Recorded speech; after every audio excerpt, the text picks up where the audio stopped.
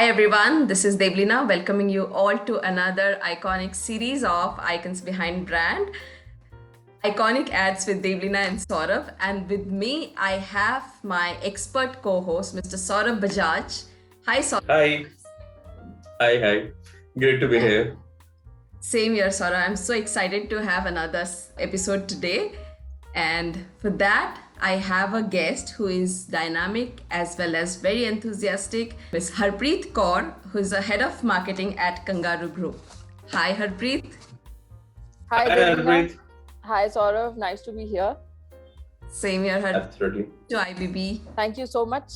And I look forward to the episode. So I have watched a couple of episodes and I'm excited to be a part of this series. We are also excited, Harpreet. So before we quickly start it, our viewers would love to know about you as an individual first, about your journey, background, and your association with Kohe brand. Great. So I am a marketeer with about 19 years of experience, and currently I am associated with Kangaro Group. I have been with them for about 4.5 years now. Prior to this, I was with different brands, LexisNexis. I was heading consumer insights, the function for Southeast Asia and Asia Pacific. Before that, I was with ValueServe. I used to work for MasterCard. And in my current role with Kangaro, I take care of marketing, both India and international, offline as well as all aspects. It's 360-degree marketing role. Kohe is something which is very special to me because I launched this brand in 2019 and it's a knife brand. The journey has been really tremendous. In about 3.5 years, and which included the COVID and the pandemic, we have grown the brand to about 300 to 400%. So it's terrific. It's why I will say it's terrific because it's made in India brand. In knife space, I don't know, you would be using knives, right, Devleena and Saurabh? I don't know how enthusiastic you both are as cooks.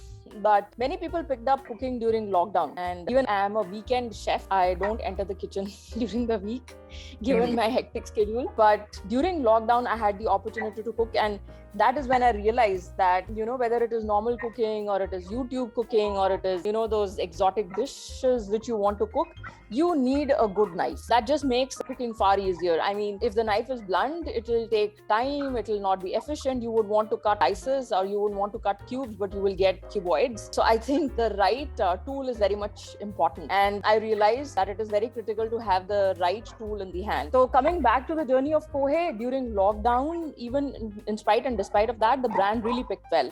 And the reason is that in Indian scenario particularly, knife brands are very few. If you look in the Indian market, there are very few knife brands which are quality, which are made in India.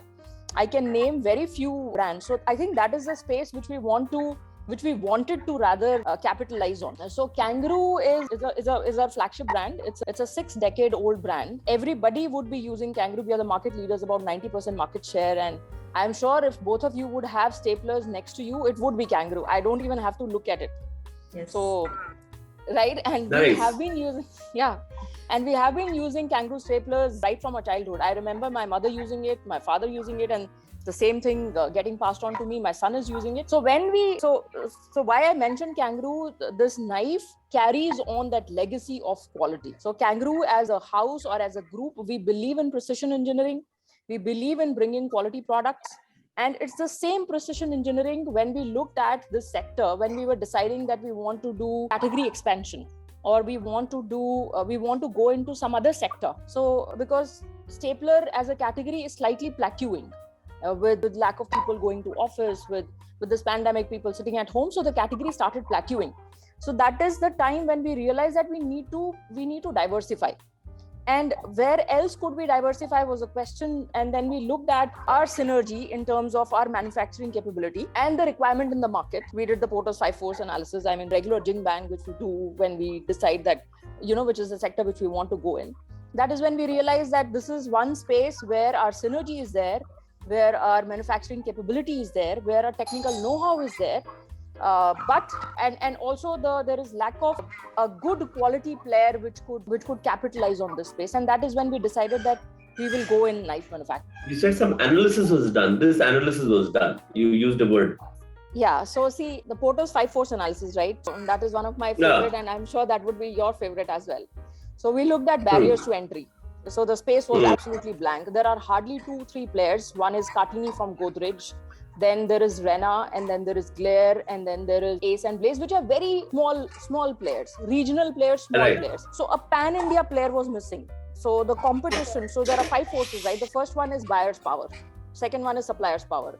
Third one is barriers to entry. Fourth one is competition. When we looked at competition, it was not there. Barriers to entry, it is not completely regulated space, if it was a food segment, then we have to look at FSSAI. Or if it was some other segment where there is a lot of compliance which is required. So in this sector, we already had that technical know-how, we already had the manufacturing capability, and the buyer's power was already there. The supplier's power, obviously, because the raw material is steel, so we know what are the suppliers going to look at. Buyer's power in terms of how the retail and the distribution sector works, we already know that because we are already in stationery segment. If I were to look at the retail number of retail outlets, there are about 60,000 retail outlets. We as Kangaro brand are already present at 56,000 retail outlets. So we know how the retail and distribution, right? So the customer and the retail outlet segment we knew the suppliers, so that bit was also figured out. We knew the competition, we knew that there is no barriers to entry. So all of this was figured out, and then we did a lot of analysis in terms of market potential. Now, market potential in knives is huge. You would be using knives, Devleena would be using knives, I use knives, and particularly like I said, in pandemic or in lockdown, people started viewing this product as an essential tool. So call pe jaane se pehle you need to cook. Really good brands are there, but they are European brands. Victorinox is a really good brand. I don't know if you have heard of. Tramontina is a good brand, but they are all global brands. When I talk about make in India, there is not a very good made in India brand which is available, which caters to the needs of DIY kind of people. In Europe, in Americas, there is a concept of DIY. People like to cook. People like to do things themselves. Here we have the culture of maids. But that was given a jerk during pandemic. So that is when we expose ourselves to cooking, and then when we realize, that cooking is something which is therapeutic. So this is how the journey began. And now we have about 25 to 26 SKUs. We are planning to expand the reach. Like I said, the journey has been tremendous. About 300 to 400% in 3 years is really good. Obviously, the base is small, but now we are present in about 10,000 retail outlets pan-India. Right. Also quite intrigued by the choice of the name.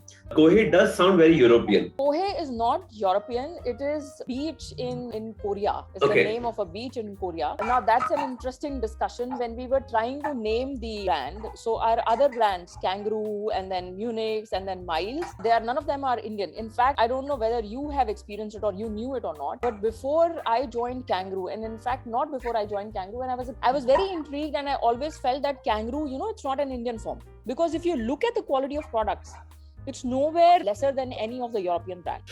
Does Kangaro also have those, you can make those holes in those pages? So you got this... Yes, punches. Punch. Yes. Yeah, because I distinctly remember a Kangaro punch, and why I felt it was very European is because I think it was probably pink or light blue in color. So I think it was the starkness of the color, because ordinarily I would expect it to be, say, light brown, because that's like a category code. And somebody who is breaking the category code with a bright color, I immediately got the feeling that's probably European. You're absolutely right, Saurabh. So because we cater to the international clientele also, so we are a very big player in almost all the continents. This part of the country, which is Southeast Asia, Middle East and Africa, we go by our own brand. One of the roles which is like a defining role in my career was when I was the marketing head for gifting. I was the brand manager for gifting and Cadbury celebrations. Now, every year we would have parts which are different, but they would in some way look the same, because you would either have Diwali graphics, or we'll have these dark chocolate browns, or we'll have a silver and gold. Very standard colors you associate with chocolate and premiumness. Now, for the first time, we decided to do a pitch, and we got a famous design agency, I think run by an ex-P&G CEO's wife. I think her name was Latika Khosla. So when she did the pitch, she decided to make the gift packs in pink color with cocoa stems whirling all around it. So it looked like a very organic looking pack, looked really gorgeous, and unfortunately we did not have the guts to take that call. But my entire perception of design and color just completely changed from that day forward, because I realized that premium does not mean brown, gold and silver. Premium can mean pink and teal and lime and colors like these. which we just don't associate with, like I said, anything expensive. Absolutely. And I think as marketeers, we all three of us would agree that whether it is to do with packing or whether it is to do with the product colors, whether it is to create that buzz being a limited edition thing, or whether it is to associate the brand with that product, I think colors play a great role. So like I was saying, that these consumer insights came that Europeans and Asians have a more affinity towards a navy blue or a maroon, whereas those people would want pastel, those people would want different colors, they would want something which will look good on their table. So that is when we play with colors. I remember. One of the things which also surprises me is the way you spell the Kangaro Group. It's not the regular spelling of a kangaroo, right? It is, the kangaroo is with a double O, and this one is with a single O. Right. Any particular reason for that? So this is the reason which you just picked up. We did not want to be the animal. We did not want to be the animal, so we just dropped one O. Exactly. So when I saw the name, I sort of realized that. I was like, where is the double O? One of the things that sort of attracted me about the Kangaro brand is, when I picked up the punch, right? It felt a little firmer, heavier than a regular punch. And that for me gave me a perception of quality. So even the staplers, like I said, so one of the things was, of course, the color, which is the pink color, but also the fact that it felt a little firmer or heavier. So it's just that, is that just my perception or is that really so? No, it is really so. You won't believe, Saurabh, the way we manufacture. I don't know if I should talk about this. The rigorous amount of testing, the kind of investment the company does, the organization does on consumer insights, conceiving the product, giving it for innovation. There is a whole center dedicated to this. We have a huge R&D center, and we have product designing in-house. It's completely vertically integrated. Whatever goes into manufacturing our products, nothing is outsourced. Everything is made in-house. It's completely vertically integrated. And after the product is made, there are a lot of testing which happens. I don't know what sigma I would say, it's 6 sigma or maybe lesser than that. But they go for flaw testing. There are umpteen amount of tests. There is a salt spray test to ensure that the rusting is not there. There is the quality check which happens. If you will look at the products, you won't see even an inch of plastic products. For example, when you buy from the market, there are some burring which happens. You would see some plastic coming from somewhere. But the kind of finish which these products have, not because I'm their marketing head and not because I'm associated with them, but generally also, if I were to talk about as a person who loves to buy stationery, you look at the products, I mean, immense amount of investment is done to ensure that quality is there. One of the things which I was reflecting on is, why did the bold colors of pink attract me? Is because I felt that if it was a silver or a grey or brown, it's very easy to hide the rust. So if it is a bold color like a pink or a blue, it's almost sending a message saying that I know my product is not rusted, which is why I have the gall to take it out in such a bold color. Yes, you are absolutely right. If there is a perception, and since I am very much involved in manufacturing the product and I know that side of the story also. Earlier, it was a perception that anything which is black is good. Even I used to feel that, black is something which is good. But what I have been made aware of, that most of the plastic products which are black in color, they are made of recycled material. Then let's go a little bit in the background of the ad itself, like the trigger, when did it shoot, what was the portion of the brand's life cycle at that time? So Munix is now the largest organized player in the scissor segment.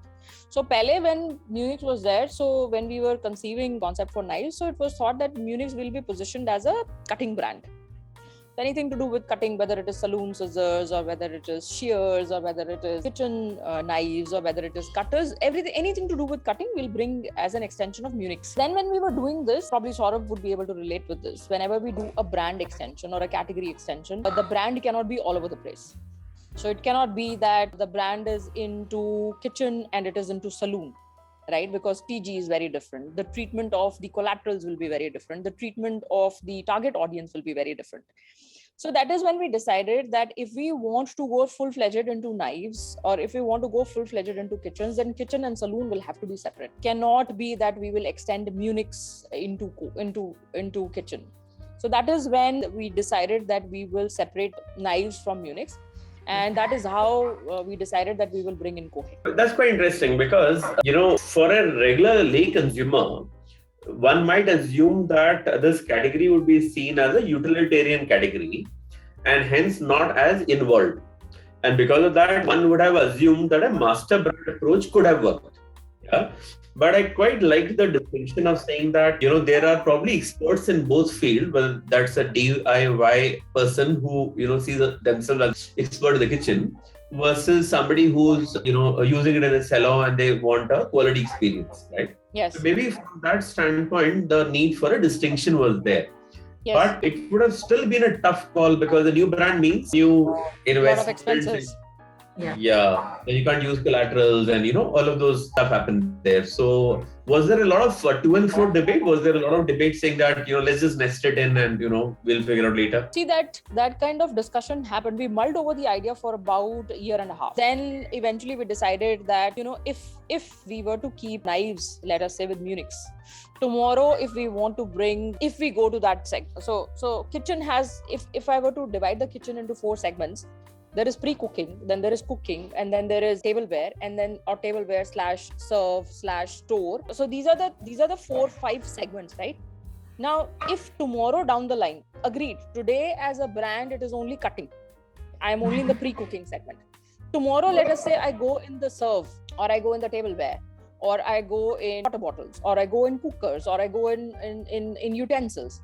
Now, anybody who is an expert saloon guy and an expert Horeca guy, Horeca is your hotel, restaurant, catering, which is your restaurants and catering, right? So anybody who's a chef, for example, let's say Ranveer Barar, and this side you have Habib. So Habib would not want to be seen in the same parlance as a Ranveer Barar, right? They are both different targets, right? Yeah. So tomorrow, as sort of whenever we conceptualize, and you would agree with this, whenever we conceptualize a brand or whenever we conceptualize a category expansion or brand expansion, it's not today's call which we are taking.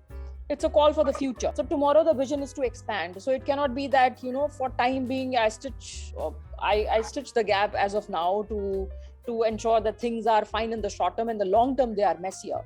So I need to ensure that the long term strategy is also in place. So it was very clear that these two target audience are very different.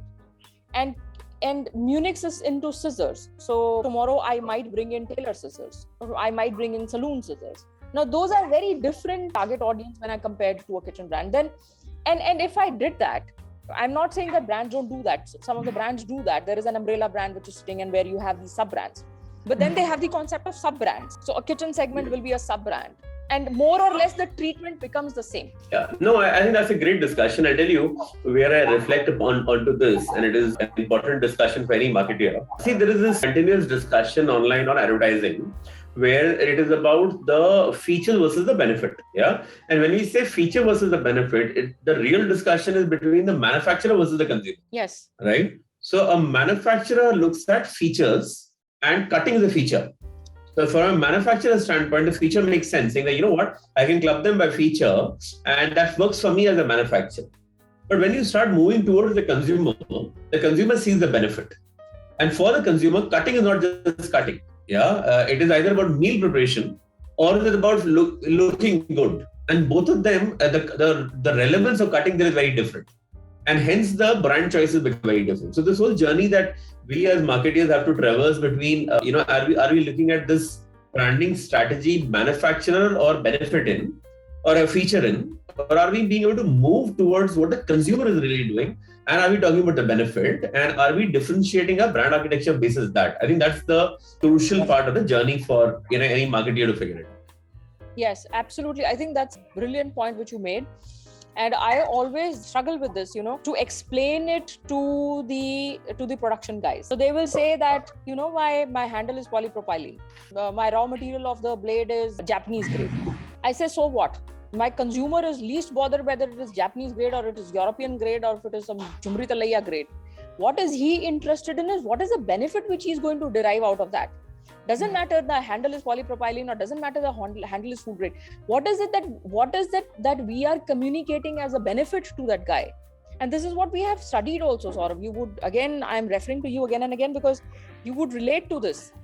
Consumer is not interested in the feature. Consumer is interested in the benefit. The surf In or fact, the Excel, the aerial guys, if he says that, there are micronutrients in the surf, so what? I mean, so how does it benefit me as a consumer? Right. Again, while I'm probably reflecting on an earlier point that we discussed, but interestingly, all the brand names that you have, right, they allude to a country. A kangaroo alludes to Australia, right? A Munich probably alludes towards Germany. So is this something that you guys have thought through, and is that how the naming has come about? See, some of the naming has happened because there were certain acquisitions which happened, and the firms which we acquired had those names. Some of the names happened because they were thinking through that what could be a name for a stapler. Max was already doing well at that time. I don't know what triggered the thought behind Kangaroo.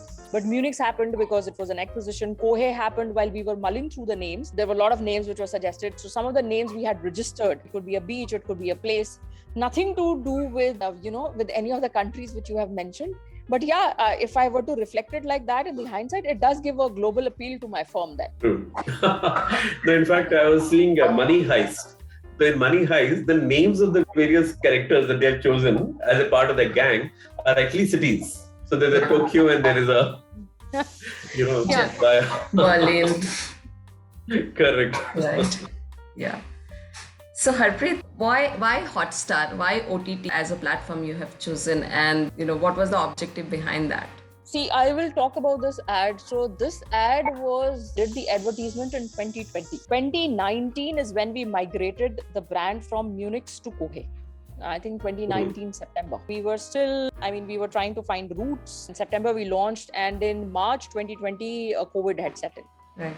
So when COVID had set in, initially everybody was grappling that whether the markets will open, whether we should do branding, out shop, in shop, what should we do? They have realized during those days it was a very sad and depressing period. In fact, the only two shows which were playing were Mahabharata and Ramayana. Most of the people had curtailed on the advertisement and on the marketing budgets. There were hardly few ads which were there. As a fresh breather, that time IPL came. IPL 2020, which was a fresh breather. Everybody was glued because there was no going out, there was no socializing, there was no seeing people. Only people you could see were your family members. And God save, you were just husband and wife alone. So only people you could see were them. And that is the time as a fresh breather when IPL came. So when IPL came, and like I said, we were still finding roots, and TV advertisement had been cut down. So we were thinking, what could be that place where we could generate maximum eyeballs? So that is where the IPL was coming, and we brainstormed that, this could be the place. So let us do a 10-seconder, and we did not want it to be a very long ad. We just wanted the brand tone and the USP, which is sharp and cutting edge and above the edge, right? Above the cut above. So that is how we shortlisted that it should be IPL. OTT, like I said, TV was being curtailed, and there was not much happening in offline medium also, because consumer was all sitting at home. So there was no point going OOH, or there was no point doing offline marketing. So that is how the medium was shortlisted. That is how the event was shortlisted. Tell me a little bit more about, you mentioned this whole trend of, DIY, where people wanted to start cooking, gourmet quality dishes at home. But tell me, the last 2 years definitely saw a spike in that trend. But do you see a lot of the trend continuing, or do you think it has tapered off largely? See, people would, I think, eventually come back to the way they were. So it will be weekend chefs only. But people there would be some traction. So some people would have picked the knack for cooking. Some people would have found that, this is something which I was good at, but I never explored, or this is something which gives me that pleasure, or it is therapeutic. So those kind of people might have taken to cooking. So I think little bit of traction will happen. And India as a whole, Saurabh, whether we look at the other segment which we have, the Miles brand, which is a hardware brand, there people, make those crafts, small furniture jobs, small carpentry, small wooden jobs. People in Europe especially, it's a big culture. People do that stuff at home, those things at home, whether it is for entertainment or whether it is for doing the things themselves. In India also, eventually the culture is slightly picking up. Yeah, so it's quite funny. So we had this nice talk in one of these DMA meets by the marketing head of IKEA. And she launched the first store 2 years back. And one of the questions we asked her is, what is the big innovation that you did for India. And she said the big innovation that we did for India is that we tied up with carpenters. Because unlike the Europeans, India is still not going to assemble the furniture themselves. So you can still buy an IKEA product, you will send a carpenter to your home anyway because you don't know, you're not going to do it yourself. Even now, but I think that is a trend that has to change, and I'm sure over time it will. Over time it will, and I think because yahan pe you get the labor dirt cheap, right? Everybody is available. So that is why you don't get. But there are people who love doing things.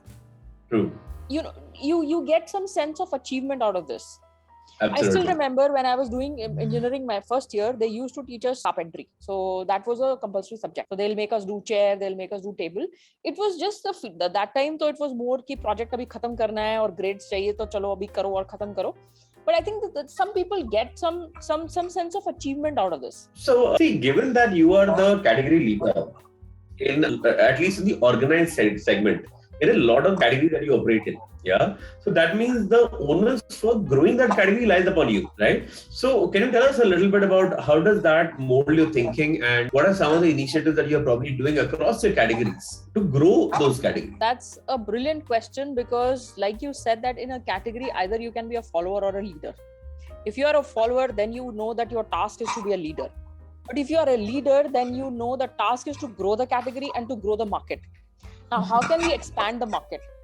Market can be expanded either in terms of increasing the number of users, or it can be expanded that the same user uses your product more frequently, which is your frequency of usage. In terms of staplers and in terms of punches, the category is now growing by itself.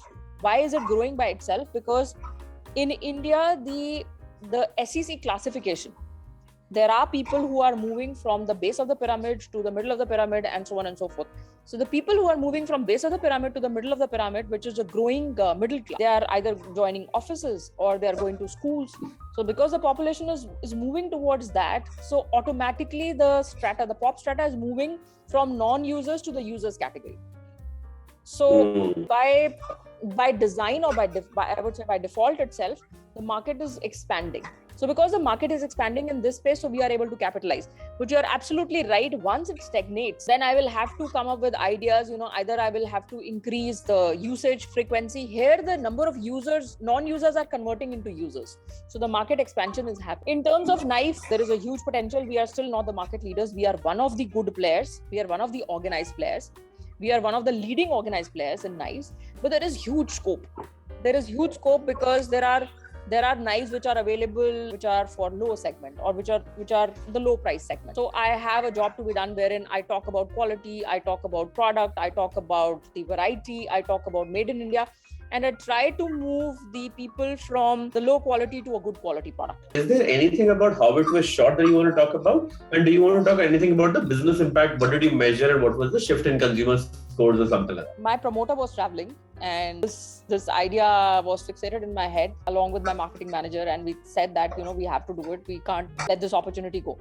But my promoter was traveling, and I had seeded the idea in his head that I want to do this, but it was not a full throttle and it was not a fully go ahead thing that you should do it. And so while he was on the flight, or while he was, I think, traveling, and there was just 3 or 4 days left before the IPL was about to kick off, and I told him that if we don't do it now, because we have to submit the creative to the Hotstar team before, I think it was some 7 days or something like that. I don't remember the period, but it was just that if you guys don't submit it good tomorrow, then this is it. So the guy was traveling, and I then called him. I said that we have to do this, and it's either a go or it's not a go. So he said, okay, karo chalo. So then I spoke to the agency and I said that you just have 3 hours. This is the mood board. This is the brief. Saurabh is laughing and so is Devleena, because this is how normally it happens, right? Yeah. ये करना है, बस सिर्फ थोड़ा सा ही time है, 3 घंटे हैं. I have to give it a go ahead, and the guy is traveling. I need to show it to him, otherwise he'll be on a long haul flight and he'll not be able to see it. So I need to get this done. Then my marketing manager, he just spoke to those people, and he was at their place, and they shot it with the food with so many angles. Because if you look at the ad, so the entire focus is on the food. It's not to do with the face of the guy. It's more to do with the food and the product, because that is what we wanted to highlight. It was just Kohe at the end, and the food and the sharpness. So brief was very crisp that this is there is whatever you guys give us, there is no time for us to revise it, because it has to be done. It has to be done and it has to be approved. So the team worked, and I think in 2 cuts they were able to give it to us. So it was an amazing conversation, inspiring story.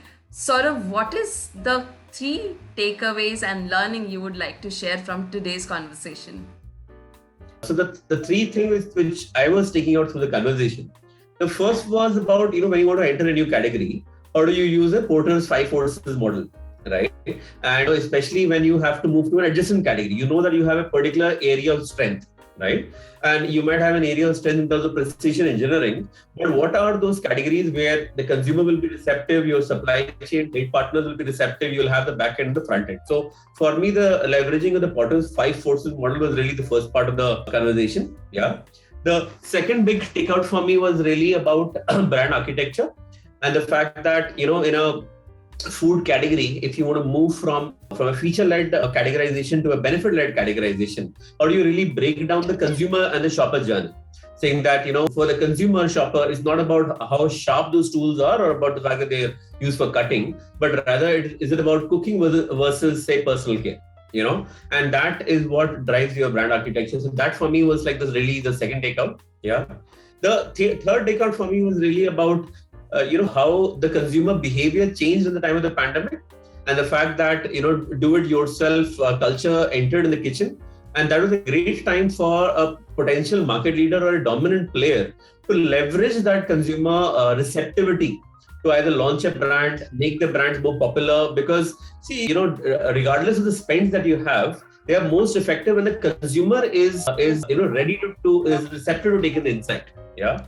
And hence, like I said, for me, there are 3 key takeouts. One is the use of the Porter model for deciding a market entry into adjacent category. The second is really about building a brand architecture basis consumer behavior rather than a manufacturer's definition. And the third is really about striking the iron where it is hot, give your offers when there is consumer receptivity to it and leverage those low-hanging fruits. So for me, these are the 3 big takeouts from this conversation.